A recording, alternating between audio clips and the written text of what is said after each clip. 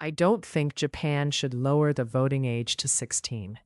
I know this might sound conservative, but I think there are 3 genuine reasons why the current age of 18 makes more sense.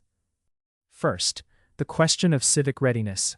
Voting isn't just a right, it's a responsibility that requires a solid understanding of how government works, what different policies mean in practice, and how to evaluate competing claims.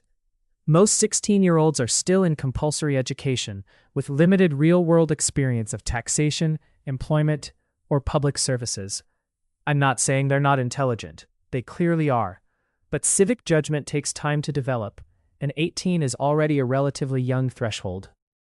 Second, I'm skeptical about the consistency argument. Supporters of lowering the age often point out that 16-year-olds can work and pay taxes. That's true, but they generally can't enter contracts, can't be held fully criminally responsible, and can't serve in the military. Society has drawn those lines deliberately, based on judgments about maturity and responsibility. It's not obvious that voting should be treated differently from those other civic rights and obligations. And third, there is a real risk of disproportionate influence from schools and families. Research from Austria, which lowered the voting age to 16, found that younger voters were significantly more influenced by their parents' political views than older voters.